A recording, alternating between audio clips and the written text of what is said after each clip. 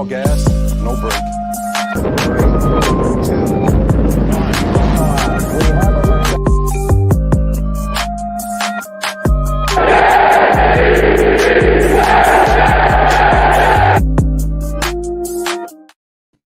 And now we have liftoff. Welcome to the Now We Have Liftoff New York Jets podcast. And I'm your host, John June. And of course, gotta have my guy on this lovely Tuesday, live here from our,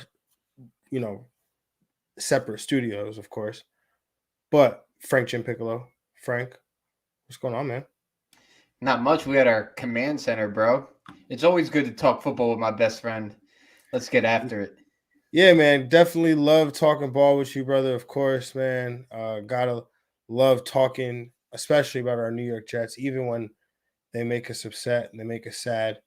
So, but not all things were sad. As you can see here, I'm donning my number 8 Elijahmoore jersey in my stealth black here. But the New York Jets, it was a loss with some bright spots just because you like how some of the guys played, some of the young guys, but still some of the, not all of the frustrating stuff that we've seen, but still some frustrating things. But a 24-17 loss to the Miami Dolphins with a last-second field goal there that makes the score look closer than it actually was. But the biggest storyline here is the performance on offense by some of these young offensive players. Obviously, Joeflacco was the starter. That's not really the story here, not really the one that I want to get into. I want to start with the guy whose jersey I'm wearing. Elijahmoore had 11 targets in this game, 8 receptions, I believe it was. I'm trying to pull it up right now. Feel like you feel like I would have it memorized by now. 8 receptions, 141 receiving yards, also gets 15 yards on a rush attempt there. So over 150 yards of total offense there for the rookie second-round wide receiver. Frank, what were your thoughts here, watching this performance here of Elijahmoore? It was good to see. Last week on my solo pod, I talked about how I thought this was going to be like Michael Carter's really breakout game, and it kind of looked that way until he got hurt. But Elijahmoore kind of filled that void, with especially with Joeflacco as a quarterback. You knew he was going to be able to stay in the pocket and deliver the ball downfield. And Elijahmoore just has that speed. It was good to see him do that against defensive backs that are extremely talented that Miami has, especially those one, they like playing man coverage. They like playing that zero coverage a lot where they're going to bring the house and they're going to force you to beat them deep. And Elijahmoore did that repeatedly on Sunday, which was good to see. Like the last couple of drafts that Joe Douglas had, you could really start seeing some of these players look like they have the potential to be foundation building blocks going forward. Yeah, especially this most recent class here, right? I mean, we've only really have 2 classes from Joe Douglas, but this class here really looks promising. Hopefully we get, we see what happens at quarterback, but Elijahmoore just, you could see it even in these recent weeks, right? Like he was scoring a touchdown almost every game. He's, coming, you see him, making plays after the catch, doing things like that. And so, you could see it almost really coming close there for Elijahmoore. And he had this breakout moment here and where he was in a zone. It was like almost there was like nothing Miami could do to stop him. He had some contested catches, was getting interfered with on a sideline catch, was able to toe tap it, get both feet in bounds, had the game breaking play, in the third quarter, scoring that touchdown there on a 62-yarder, showed the speed after the catch to outrun the Miami defense and get in the end zone. He was just, had also another catch where he was on the sideline, scooped it up as he's like diving on the floor, like on his back. He was just in his zone there on Sunday, and that was fantastic to see. And you referenced the performance of Michael Carter, who definitely looked like he was on his way to a breakout game, had 9 carries for 63 rushing yards. Miami's defense, the way that they operate, you talked about it, a lot of cover zero. That means a lot of man coverage.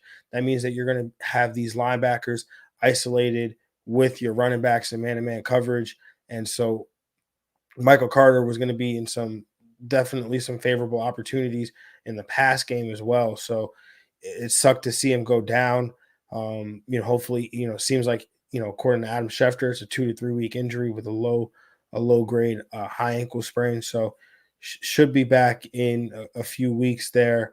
And obviously we have some semi-breaking news. If you're watching this live, the quarterback situation, everyone was curious as to who would be the starter. It's somewhat sorted itself out. I think, I don't think this is what Robert Salah said, what he meant when he said it would sort of resolve itself organically, but Zach Wilson will get the start on Sunday as Mike White and Joe Flacco are both added to the COVID reserve list. So Zach Wilson gets the start, and so we get to see this offense with him, Zach Wilson, Elijah Moore, the return. Obviously, Correydavis is back, and all these other guys. But Frank, what were your thoughts on the performance of?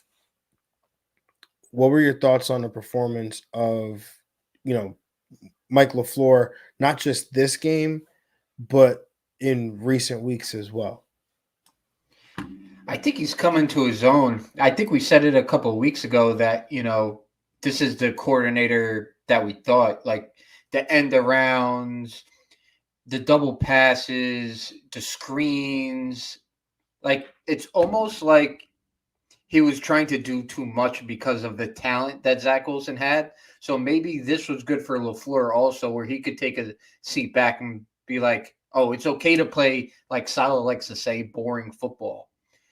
But like we talked off air, Wilson only played a small stretch in that New England game after the bye. Maybe this was the adjustment that the coaching staff made at the bye week, that they wanted to be more explosive, get the ball into their playmakers' hands more with the end arounds, with the double passes that I just talked about. Like, it's really good to see that, because going forward, because we both knew that the Jets weren't going to be very good this year, but as they get more weapons, as he gets more comfortable in this offense and develops how he really wants his offense to look like, I think he's going to be able to look back on the early part of this season and realize, okay, this didn't work, and maybe I have to reel Zach Wilson in a little bit and tell him that, we don't have to go for the home run ball 7 times a game. It's okay if we do it 1 or 2 times, maybe. Yeah, and I think that this time away from football was probably helpful for Zach Wilson, right? Like, we saw it happen with Sam Darnold a few years back, where he had to sit out, and he came back and he was playing much better. Realizing how the offense was run by watching a veteran in Josh McCown, and he got to watch Mike White play football, and he even said that he needs to play more like Mike White, and he's got to even see Joe Flacco operate and see how Joe Flacco operated against a defense that was, quite different than, any other defense that he had really seen all year, with the exception of maybe New England. And obviously he's had his struggles there, but we looking at how Mike LaFleur has run this offense, I think that there is an opportunity here for some growth here from Zach Wilson, for some improvement here, because of the things that you talked about, the creativity, the double passes, the wide receiver screens, the end arounds. Like, they had they had put Elijah Moore in motion on Sunday. They had him motion across the field, come back, go into the backfield, and then they throw him a swing pass. That was the one that was counted as a rush attempt. Doing things like that to take the defense off bounds, using using creative ways to get your most dangerous player in space, right? So like the things that we had complained about ad nauseum to start the year, those are the things that Mike LaFleur is doing now, and I'm definitely happy about that. One of the things that's just irking me though, and I'm sure it irks you as well, Frank, is the fact that this one of the things that we said to start the year was how great this defense has been playing, the coaching staff, what they were doing. Obviously, we know the hand that they've been dealt with the secondary. I always say I don't want to talk about injuries. I don't want to use it as an excuse, but when it comes to what you've got in the secondary right now, when you sign Elijah Riley on Monday or Tuesday, and my man's is starting in the game on Sunday, I will call that somewhat of a reasonable justification for the poor performance by this defense. But that being said, are you concerned at all that there is no sense of urgency to make any adjustments, or to improve this defense, or for even Robert Salah to get involved with trying to improve the defense? I've been going back and forth on this, like in my own mind. So we look at Ulbrich. Ulbrich, he hasn't even really been a full-time DC for a full year now. Like he took over last year at in as the interim DC halfway through the season when excuse me, I'm blanking Dan on Quinn. when Dan Quinn got let Yeah. go. So he's still a young coordinator. Like when you look at the Jets coaching staff as a whole, they're all learning together. So after the Buffalo game, like it looked like they're making a concerted effort, not, I don't want to say not game plan, but to run their base defense a lot more than make like serious adjustments, because for them to play high one safety, that high single safety against Buffalo, and even this week they played a lot of high single with Ashton. Either they don't trust the safeties on the team, or that they want, going into next year, they want this team to have a good concept of what they're trying to run before they make things more complicated or give them more. That's the only thing I could have. Like these guys have been in the league for a long time, and they've been successful in other places, both of them, talking about Ulbrich and Salah. For them not to make adjustments like they haven't this year, there has to be a method to their madness. Well, I mean, I think play devil's advocate here, right? Like I think we just kind of stumbled upon the answer, right? Like we talked about Elijah Riley showing up on Monday and starting on Sunday. Do you want to come up with a complicated game plan and start coming up with all these different checks and adjustments and all these different flipping of fronts and coverages and assignments? Or are you going to say, hey, we're going to run the simplest things possible so that we can get Elijah up to speed? Or because if like you can get a D lineman in there and tell him, hey, like you got this gap or you got that gap, but you know, to have a start, like to have a safety back there, essentially the last line of defense, the glue of your defense back there, and that guy being confused, making all these checks and adjustments, that could be dangerous in and of itself. Yeah, I agree. And when you go down the list of guys that have gotten hurt, you got obviously Lawson, obviously Vinny Curry, Joyner, Davis started the year hurt. May is now out. Pinnock hurt. Eccles hurt. Jared Davis was hurt for a length of time. And then the guys that we do depend on, like JFM and Quinnen, they've kind of gone MIA. I think the Jets are playing JFM out of position. Like when you talk about this 4-3 defense, JFM is probably a D tackle in a 4-3 defense, unless he's going to play, that strong side, that Vinny Curry type of role. The problem is they have no edge presence right now, right? And so JFM, like it or not, is the best edge that they have. You don't have Brycehuff, you don't have Vinny Curry, you don't have Shaqlawson. Who's going to line up on the edge for them and really present, wreak havoc?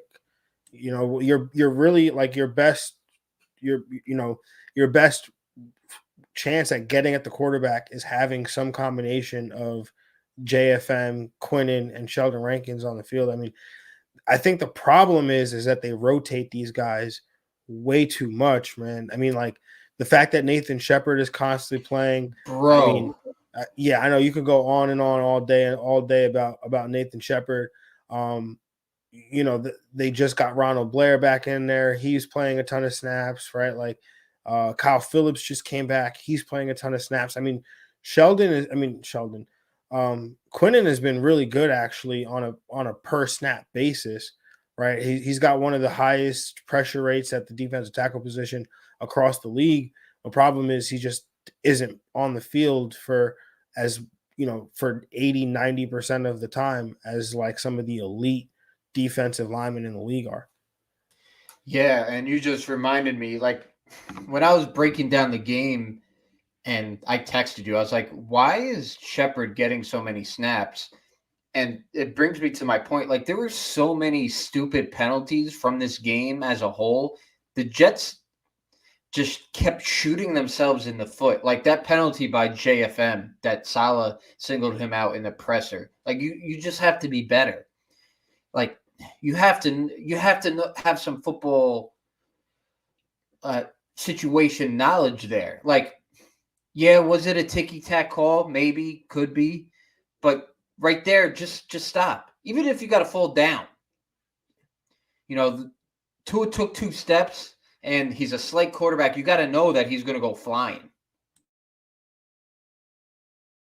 Yeah, but that's on the coaching staff, right? Right? Because at the end of the day, I've heard this saying a bunch of times, but my high school coach used to say it all the time too.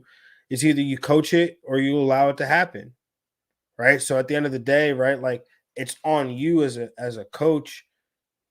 If your team is constantly one of the most penalized teams in the league, is because you're either coaching your team to do that or you're not getting on them when they do it, and you're not reprimanding them or you're not giving them some kind of motivation to not do it, right? And so that there has to be, for these things to constantly come up. And so like I get it if it happens once in a while, right? But for it to have to pop up in every single game. And I'm sorry, I got one more thing I got to say about Salah before we do anything else, right? Because one of the things I was happy about when Salah came and he was hired, one of the things he talked about was the use of analytics, right? And I'm curious what is going on, because you can't tell me when you look at Matt Amendola and his field goal percentage, analytically, we have a higher rate of success on 4th down beyond the 50-yard line than we do of converting that 4th and short. Like, Frank, am I off base here, or why does Matt Amendola get time and time again the opportunity to attempt 55, 56-yard field goals? Well, they signed Alex Kessman to their practice squad today, so maybe that's never heard of him. Neither have I, but yeah, bro, I hear you. Like that was the big thing, right? They have a guy that was solely dedicated to analytics, and I guess the Jets have gone more for it on 4th down in recent memory this year. But if you're in that no man's land, right? Like, does it really matter? Because your defense can't stop anybody, anyways. Matt Amendola is going to miss that field goal. So might as well just keep your offense on the field and hopefully they could get the first down, especially if it's fourth and manageable, if it's 4th and 4 and shorter, just go for it. Dude, 40 or less, he's money, right? 20 to 29, he's 5 of 5. 30 to 39, he's 4 of 4. At anywhere between 40 to 49, he's 2 of 4, so 50%. And anything above 50, he has not made an attempt. He is 3 attempts at above 50 yards and is yet to make one of them. Why do we keep attempting these 45 plus yard field goals with Matt Amendola and not trying to convert? The Jets are not gonna make the playoffs this year. They're not gonna win a Super Bowl. There's no, hey, we need to conserve a win. Like, you have to use these opportunities to build a winning team here, to be able to give these reps to your young guys and show them, hey, these are key situations. This is how we're going to convert, or this is the play that we're going to go with, or this is the situation, and this is the time, and this is the opportunity here for us to make a play. And so why aren't we taking advantage of these opportunities? That's another thing that just continues to bug me, especially every time I watch Matt Amendola go out there. And every time, he's going to miss that kick. Every single time. It's coming. Matt Amendola, and it's not even like he's close. I understand if it's like, oh, it just hit the crossbar, or it was just short. Whatever, right? I get that. But he hooks it every time he hooks it. Every time. I don't get it. Like, isn't that your one job? That's his one job in practice, right? I would assume, I wasn't a kicker, but I would assume that that's his one job in practice, especially if you're hooking it each time. Like, don't they have film on like technique? Or I would guess, right? Like, what's Brant Boyer's got to be losing his mind, because he's not like a quiet special teams coach. He's like Westhoff. He's loud. He's boisterous. I don't know. He must be money in pregame and warmups and practice. Like, he must be money for them to be convinced that he can do this every time. Like, he must absolutely be money, because every time it's like, right, like, I mean, I'm pretty sure almost every operation is the same. They ask the head coach, or the head coach asks the coordinator, hey, is he good from here? They say, yeah, he's good from here. Okay. Hey, Matt, are you good from here? Matt says, yeah, I'm good from here. All right, let's go. Wide right. All right, that's enough. That's enough talking about the kicker. Frank, is there anything else about this game that you want to discuss?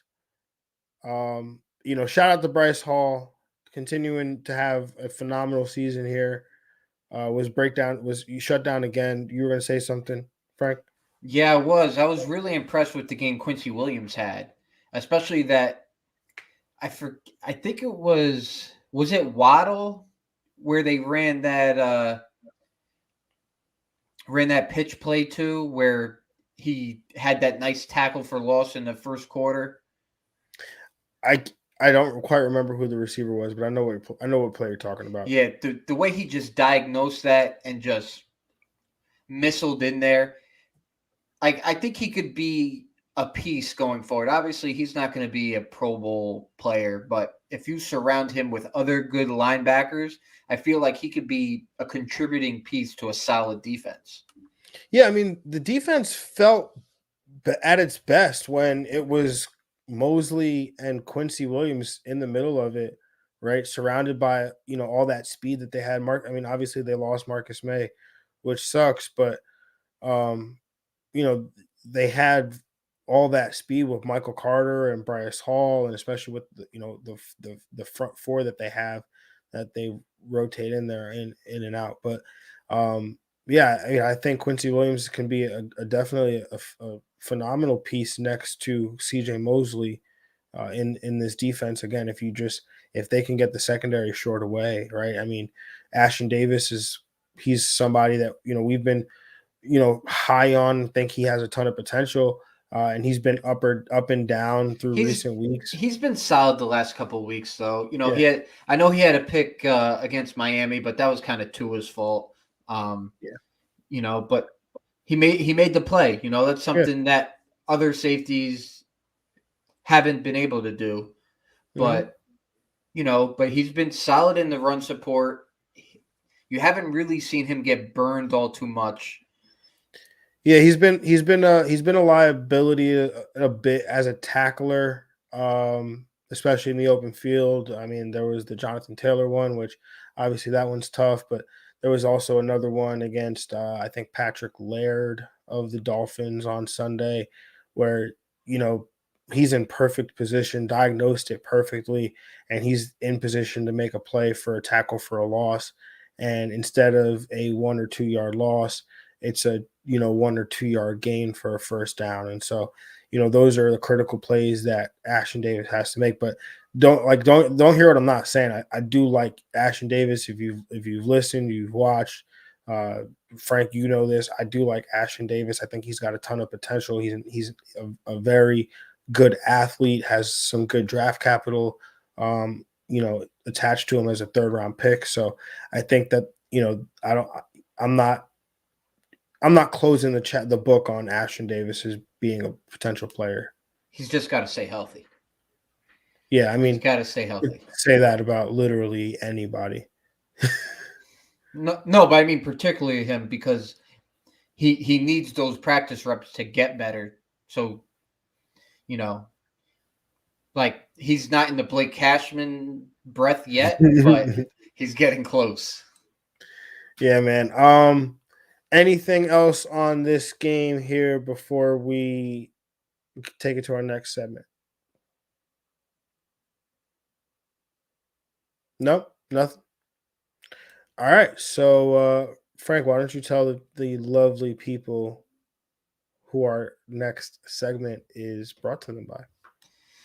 As always, our next segment is brought to you by the Pigskin Podcast Network and the DraftKings Sportsbook. This Thanksgiving, be thankful for family, food, and free bets. That's right. DraftKings Sportsbook, an official sports betting partner of the NFL, has a Turkey Day no-brainer that you can't miss. New customers can bet just $1 on any Thanksgiving NFL game and win $100 in free bets if either team scores a single point. If Sportsbook isn't available in your state yet, you can still get in on the Thanksgiving NFL action. Make your first deposit and you can play for millions with DraftKings Daily Fantasy Contests. DraftKings is safe, secure, and reliable. Best of all, you can deposit and withdraw your cash whenever you want. Download the DraftKings Sportsbook app now. Use promo code TPPN. Bet just $1 on any Thanksgiving NFL game and win $100 in free bets if either team scores a point. That's promo code TPPN this Thanksgiving at DraftKings Sportsbook, an official sports betting partner of the NFL. Must be 21 years or older. New Jersey, Indiana, Pennsylvania only. New customers only. Restrictions apply. See DraftKings.com/sportsbook for details. Gambling problem, call 1-800-GAMBLER. And as Frank said, this next segment right here is brought to you by DraftKings Sportsbook, and where this line is also brought to you by DraftKings Sportsbook of this lovely game here, the New York Jets traveling to Houston to take on the Houston Texans, who are coming off a victory of the Tennessee Titans, who were previously, or actually are still, the number 1 seed in the AFC. The Houston Texans, rather, are 2.5-point favorites here, and this line is 44.5 points according to DraftKings Sportsbook. So, again, with Houston coming off of this win here, Zach Wilson getting the start. This Houston defense has actually been pretty good over these last couple games. So that makes you wonder their defense on the road here, or their defense at home here. 2.5-point favorites against Zach Wilson, who, in his time did struggle, but this offense is playing much better. I think that the way this defense is put together, that this could probably be a high-scoring affair. Zach Wilson, regardless of what the outcome is, I think that you want to see him play well. I think you want to see him, have, at least a 200-300 yard game, statistically, because that's what all these other quarterbacks have been doing with Mike LaFleur, right? And so you want to see that. You want to see no drop off in the performance of Elijahmoore. You want to see the offensive line continue to play well. Laurent Duvernay Tardif in his first game, first real action with the, not even with the Jets, just in really 2 years, he played well, in his first game with the Jets. And so I think if you can see those things, that would be fantastic. The Jets can win this game. I really do believe that they can win, and I actually will pick them to win this game. I just think the way that this offense has been playing, the juice that Zach Wilson can provide, like if he really is the number, he's the number 2 pick, the number 2 overall pick in the draft for a reason. He's got talent. He's got more. He's got more in his arm than Mike White and Joeflacco do. So I'm gonna go with the Jets to cover, because I think they can make some big plays down the field and win this game here. What about you, Frank? Do you think they're going to win outright? Yeah, I'm taking them to win the game, cover and win the game here. This is tough because the Jets defense have been playing pretty bad. Like, they made Gaskin look like Jonathan Taylor the other on Sunday, and Gaskin's been bad all year. But I think the Jets are going to get a shot in the arm with Zach coming back. LaFleur's been calling the offense pretty well since he moved upstairs.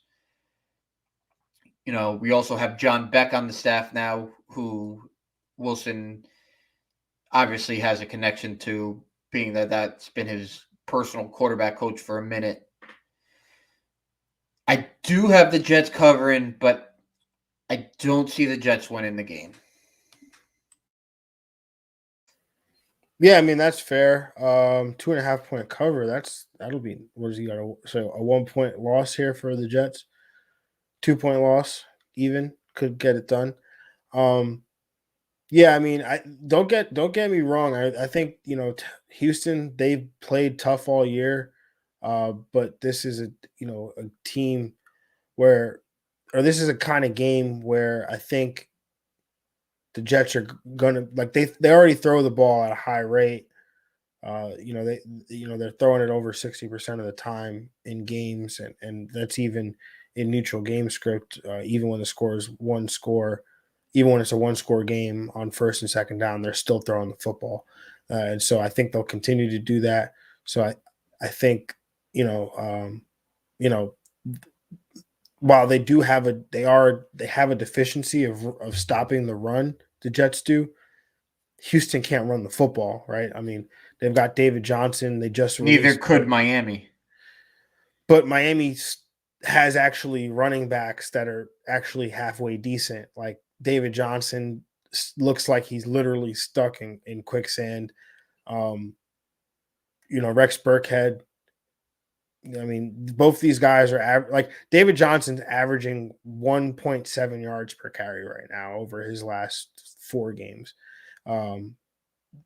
Rex Burkhead is like at 2 yards per carry over his last 4 games. I mean, these guys, and they just released Phillip Lindsay, who was also at 2 yards per carry during that time span. The Houston offensive line is terrible. We saw that the Jets actually were able to impact Miami because of the deficiency of their offensive line. So the Jets actually have an advantage here on this offensive line versus defensive line combination. And I think on the other side of the ball, they probably have a similar advantage there as well. And so as well as the weapons, Elijahmoore coming along, Correydavis, I think, is going to benefit from Zach Wilson being back because those two really hit it off. So, and I think Zach Wilson plays better in his first game back with a much better Mike LaFleur. Your lips to God's ears, bro. Hey man, we shall see. We shall see what happens on Sunday. But Frank, I don't remember whose pick it is to take a lock this week. Well, you were off last week, so I'll be the gentleman and let you go. Oh, you're so kind to me, Frank. Such a good friend. I appreciate you, brother. I have to make up for the comment I made 2 weeks ago. Oh, see, why'd you even have to go there? Why'd you even have to bring it up? All the people, I'm sure they all forgot about the hop joke already. Yeah, but you didn't, so I had to make sure I apologize again. With my lock, it's actually a really tough week. There's not a lot of teams that are. I mean, there's only 2 teams that are significantly favored. Or I guess 3 teams that are really favored. Wow, New England's favored by 6 points against Tennessee. That's crazy. I'm going to take the. I feel like I do this every week. I'm going to take the Dallas Cowboys. I almost picked another team, but I'm going to take the Dallas Cowboys to lock it up against the Las Vegas Raiders, with or without CeeDee Lamb and Amari Cooper. I don't hate it. I'm going to take San Fran, who's -3 against Minnesota, because I just don't trust Kirk Cousins when he's not in the 1 o'clock spot. Are they in a primetime spot? Oh, they're at 4 o'clock. 4 o'clock. 4:25. All right, yeah, no, okay. Yeah, I mean, it's crazy because I feel like I've been picking against Minnesota like the last couple of weeks, but they've beaten some good teams. I mean, I think, last week they beat Green Bay, or this past Sunday, and the week before that, I forget who they beat, but it was a pretty good team that they beat as well. So yeah, we'll see what happens. I guess I'll be rooting for Minnesota there to do some work against San Fran. So we'll see. Yeah, and I still have the giveaway if one of our listeners wants to tell us the score between me and John. Oh, there's a giveaway for that? Oh man, I had no idea. Yeah, there's a giveaway for that. Well, there you go. So you heard it from Frank's mouth to your ears. Get in there for that giveaway there, and make sure you are, again, following Frank at FrankieBots with a Z on Twitter. Make sure you're following me at JR Football Nerd on Twitter and Instagram. You can also find Frank on Instagram at FrankieG53. You can find the show at liftoff_NYJ on Twitter, at Now We Have Liftoff on Instagram. Definitely appreciate y'all. Would love for you guys to all subscribe to the YouTube and the podcast, whether it's Apple Podcast, Spotify, Google Play, however it is you're listening. Definitely appreciate y'all. So again, we thank you. We love you. We appreciate you, and we're out of here. Have a happy and safe Thanksgiving, everybody. That one is very important. Happy Thanksgiving, y'all. Peace. Peace.